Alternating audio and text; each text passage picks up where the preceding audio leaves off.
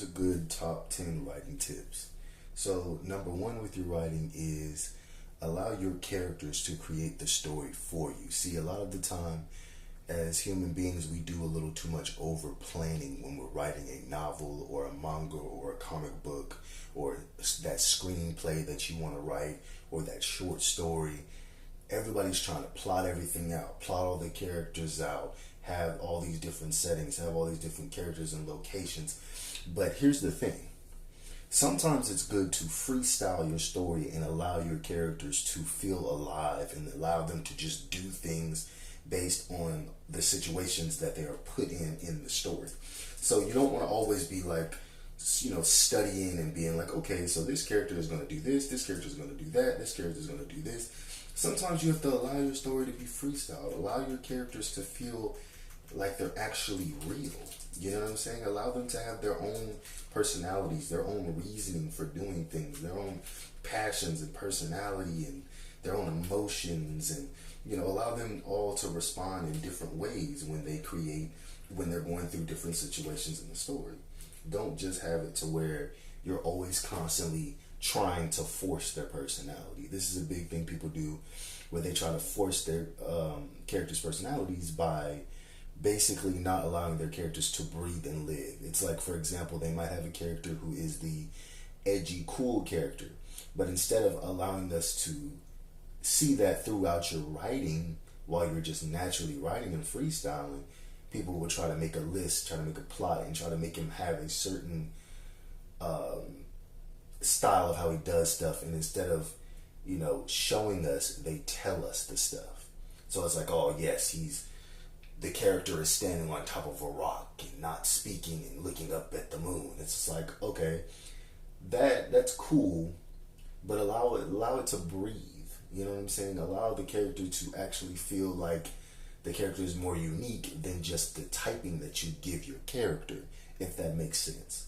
Allow your character to naturally be that way in a different way. You don't want it to be a cliche way that has been used before, and it's like a boring cliche. Because there's ways you can use cliches and make them freaking awesome if you know how to do your writing correctly and make your story fun to read.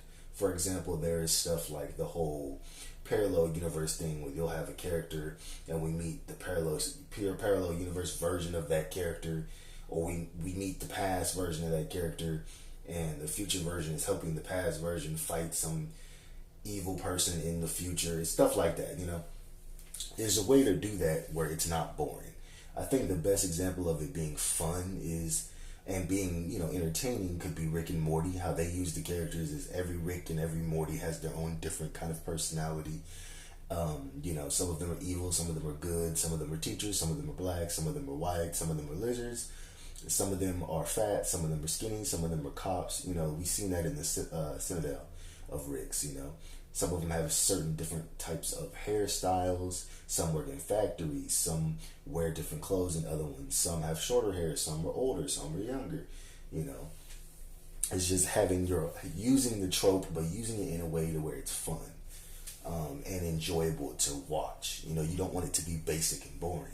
Another example we can use is Ben 10. Ben 10 Omniverse is probably one of my favorite shows of all time. And one of my favorite arcs is basically the No Watch Ben arc. Now, No Watch Ben basically is a Ben Tennyson who doesn't have the watch, but he's the one that basically saves the world because all the other Bens get erased. We have Gwen 10, she gets erased. We have Ben 10,000, he gets erased.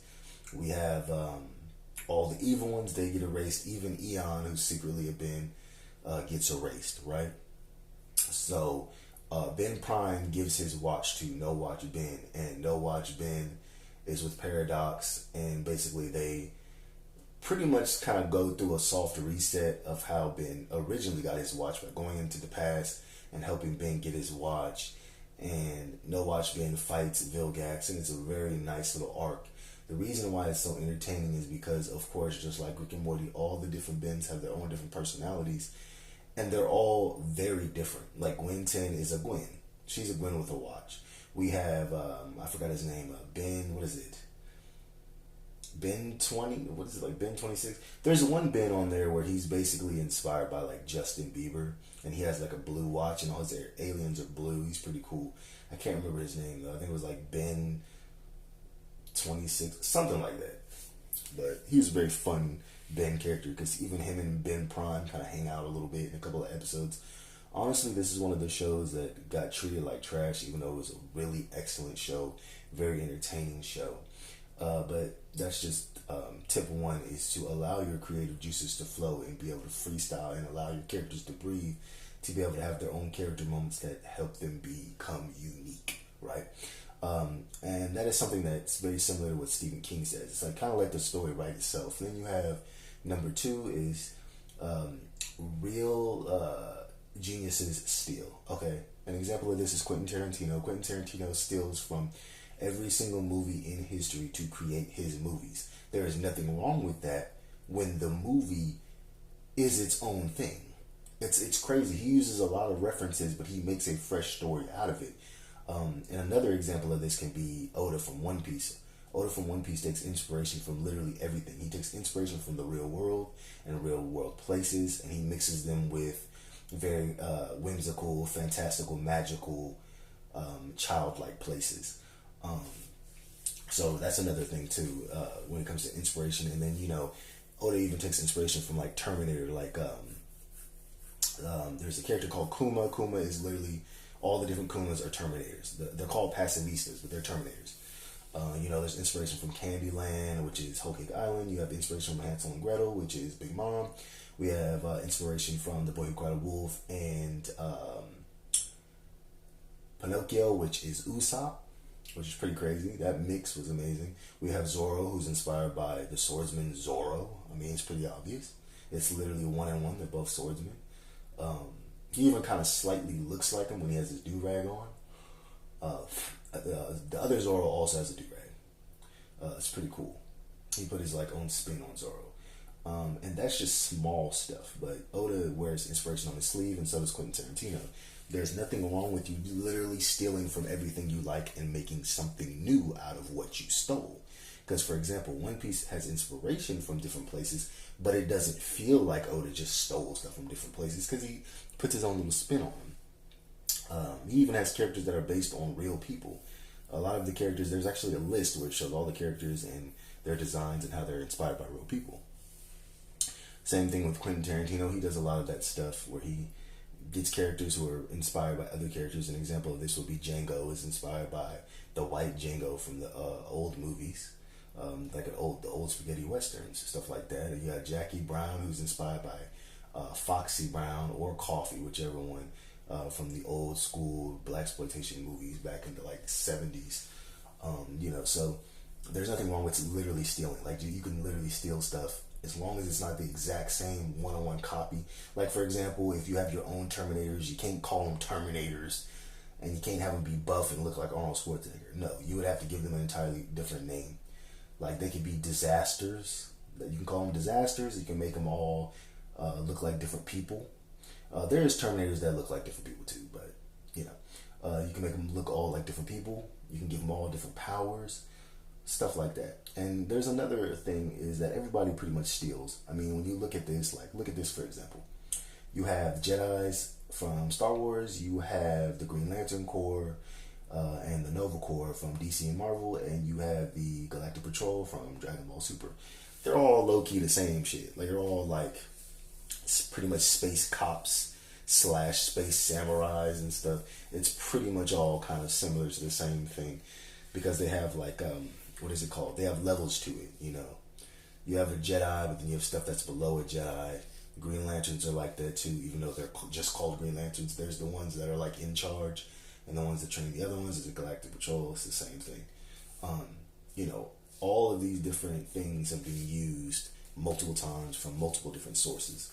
So don't ever feel scared to use the characters. As long as you don't make them have the exact same name and look exactly the same, you're not going to get sued or anything. And the funny thing is that there's already characters that are highly inspired by other characters that do use the same name. Like, for example, with Harry Potter, he has a scar, he has black hair, he has glasses. There was a story before that was almost exactly the same as Harry Potter, where it was a dude with black hair with glasses and a scar, and his name was also Harry, and I believe he also went to a magical school. There was another book before Harry Potter. I think it was like 10 years or 5 years before Harry Potter. I can't remember if it was Neil Gaiman who wrote it. I can't remember who wrote the book, but it literally is Harry Potter before Harry Potter. And then, there's stuff like Name of the Wind that kind of takes inspiration from Earthsea a little bit. Stuff like that. And Harry Potter, low-key, takes inspiration from Earthsea a little bit. So that's something that you also should understand. There's nothing wrong with that. And the another thing is, number 3 is you want to have fun. You don't want it to always feel like you are just doing something that is extremely stressful that you don't really enjoy. You want your writing to be fun to do. Okay, it's supposed to be your passion. It's not supposed to just be something that stresses you out and you're only doing it because you're trying to make $1 million like everybody else. If that is your drive for it, you're pretty much never going to finish it. It is what it is. You want to actually enjoy what you're what you're writing, excuse me.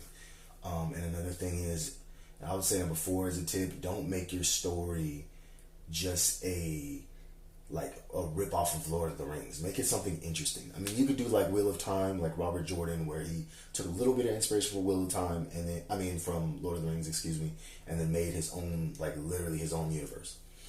Because the first book is kind of similar to Lord of the Rings, and then it literally changes into an entirely different story, to the point where you have these dream walkers and all this other crazy stuff. You got talking wolves and all this extra stuff. And it becomes very whimsical. So you don't want your story to be one for one a copy, but you can take inspiration, and you want to take so much inspiration to where it doesn't even feel like inspiration. And even stuff like Naruto takes inspiration from stuff like Star Wars, and you wouldn't even notice it. But now that I said it, you're probably going to see some parallels to it. All great artists steal from other great artists. That's the secret. You want something big and amazing, you basically just steal from whoever already made something that is big and amazing and make your own version of what they did, pretty much. Wheel of Time is basically like a more detailed, not even more I wouldn't say more detailed, but it's more, matter of fact, I wouldn't even say it's more racist. I think Wheel of Time and Lord of the Rings equally have a whole bunch of characters. There's probably 2,000 characters in Lord of the Rings, and probably 2,000 characters in Wheel of Time. Or maybe more than that. There's probably 5,000 in Wheel of Time, because I've heard that there's a bunch of them that were named but weren't shown. Another thing, Naruto probably has about 500 characters. One Piece probably has 1,000. You want to make your world very deep and complex, but still kind of surface level at the same time. But you can take, 5th tip and final tip is you want to be able to watch something that you like and pick it apart, kind of like a puzzle, and then put it back together to create your story, and take all the good elements from all the different things that you like, whether it's anime, whether it's reading, it's art, whatever, and put it all together and make your own thing out of it. Like I said, Quentin Tarantino does that very well. Oda does that very well. It's not really that hard to do, to be honest. It's more like you just got to put the effort in. Pretty much everything is easy. People just make it hard. So that would be my 5 tips for writing. I hope you enjoyed them. Like, comment, subscribe, follow your boy. It is what it is. Peace and blessings.